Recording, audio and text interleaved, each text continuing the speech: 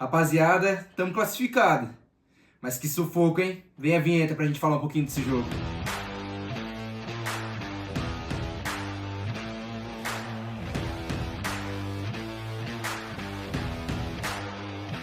Cara, a gente já começa pelo primeiro tempo, tá? A atuação do Palmeiras no primeiro tempo foi ridícula, foi pífia, foi horrível. Qualquer classificação negativa que você queira achar pra participação do Palmeiras no primeiro tempo, dá pra você encaixar nessa frase, tá? Porque foi isso. A gente sabia desde o primeiro minuto que o Bragantino tava vencendo a Ponte lá no Moisés Lucarelli. A gente sabia desde o primeiro minuto que a gente precisava de um gol e manter o resultado, lógico. E jogar bem também, é o mínimo que a gente esperava, né? É lógico, é óbvio que essa informação chegou no banco de reservas. Se chegou pra torcida lá, chegou pro banco de reservas também, então o Palmeiras sabia. E mesmo assim o time tava naquela. Toca pro lado, toca pro outro, toca pro lado, toca pro outro.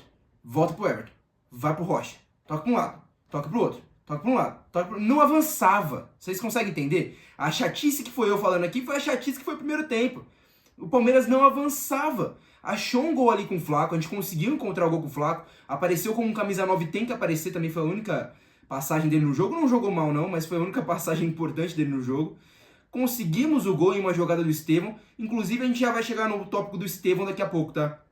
Porque ele ter saído no começo do segundo tempo, porque era o começo ali ainda, 20 minutos praticamente do segundo tempo, não sei nem se foi isso. Talvez um pouco menos ou talvez um pouco mais, mas ali nessa média. O Estevão é o cara do time. Ele não pode sair nesse momento. Eu não vi a coletiva do Abel ainda, não sei se teve algum problema com o Estevão. Mas é a única coisa que me justifica. Ah, mas o Mirassol estava avançando muito pelo lado. Irmão, é o Mirassol. Com todo o respeito do mundo. Eu sei que o Abel vai dizer na coletiva que o Mirassol é time de Série A, que o Mirassol é um time bom, que o Mirassol teve investimento. Mas pelo amor de Deus, primeiro que não era pra gente ter sufoco do Mirassol. Não era pra ter o Mirassol estar 5 rodadas sem vencer. E a gente tomou o sufoco até os últimos minutos.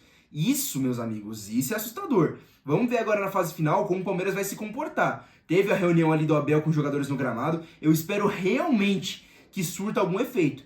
Porque o time do Palmeiras é um time extremamente inconsistente. Para vocês terem noção, foi a segunda vitória consecutiva que a gente teve no campeonato em 12 rodadas. Ah, mas os testes, ah, mas isso, ah, mas aquilo. O Palmeiras já tá jogando com o time titular faz pelo menos uns 5 jogos, tá? Então não justifica. Era pra estar melhor. Era pra estar jogando melhor. Agora tem a possibilidade de estar realmente chegando o Vitor Roque. Agora a gente tem realmente um ataque. Falta um ponta, falta um segundo volante, falta um lateral esquerdo para substituir o Piquerez, porque o Vanderlan não tem condições. Não tem condições, tá? Falta, lógico que falta. Mas mesmo assim a gente tem um bom time titular. A gente com a volta do Paulinho, quando chegar, vamos ver as condições que ele vai estar. A gente com a volta ali de um Bruno Rodrigues, que para mim é um jogador que não dá pra gente considerar muito, mas tudo bem. A gente com a possível vinda do Vitor Roque, amigão, a gente tem um ataque interessante.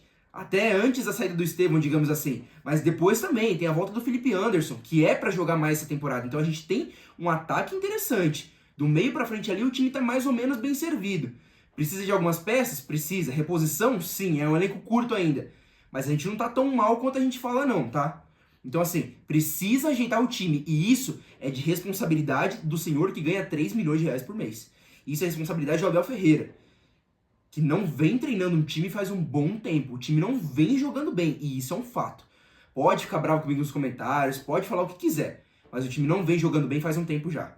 Tomar susto do Mirassol por um erro dele, tá? Porque ele recuou o time aos 60 minutos. Eu vou achar um exemplo aqui para colocar o quão negativa foi essa recuada do Abel. Vocês lembram Palmeiras e Corinthians no Paulistão lá do ano passado? A gente massacrou os caras. A gente massacrou eles no primeiro tempo. Perdeu o gol pra caralho com o Endrick e com o Flaco, mas fez também. O Endrick fez um, o Flaco fez outro. É impressionante a gente não ter saído com 5-0 daquele primeiro tempo. Mas tudo bem, 2-0 no final do primeiro tempo. Palmeiras dominando o jogo. Só que aos 60 minutos mais ou menos ali ele decide recuar. Ele decide que os 2-0 são o suficiente. Ele tira o Endrick e ele tira o Flaco. O que aconteceu? Os caras vieram pra cima e empataram. Hoje a mesma coisa. Similar, né? Porque o Palmeiras não jogou 1/3 do que jogou naquele jogo. Mas tudo bem. Fizemos o gol, uma bobeada absurda do Vanderlan. Absurda, absurda.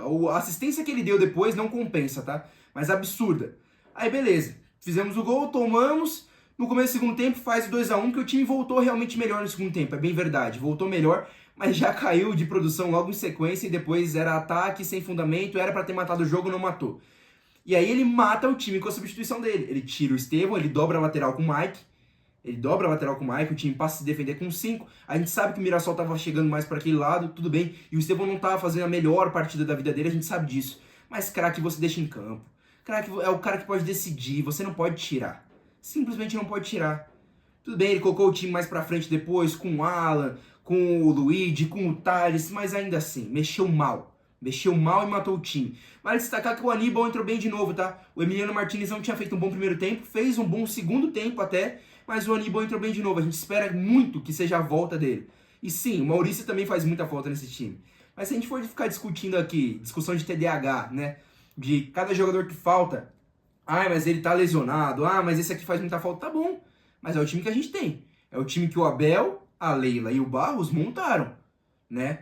E se é só elogios nas coletivas, a última coletiva foi a que mais foi incisivo, digamos assim, que precisa de pelo menos um 9 pro Mundial. Mas se é só elogios pro Barros na coletiva, aqui com as consequências. Esse foi o time montado, certo? Então assim, é um desespero que a gente não precisava estar passando. Cara, eu tô com uma enxaqueca absurda até agora do tanto que eu gritei no terceiro gol. Vocês têm a noção da preocupação que é a gente estar contando ponto na última rodada? E assim, tudo bem, o Mirassol é time de Série A, eu entendo isso, eu consigo entender. Subiram, parabéns pros caras, beleza. Mas o Mirassol, em tese, com todo respeito, sem papo de soberba aqui, mas o Mirassol é aquele time que deveria ser como o Cuiabá, como o Criciúma, o Palmeiras. É o time que era pra gente fazer pelo menos um bom jogo ali, pelo menos apresentar um bom futebol, alguma superioridade, como a gente fez contra o Guarani, por exemplo, entende?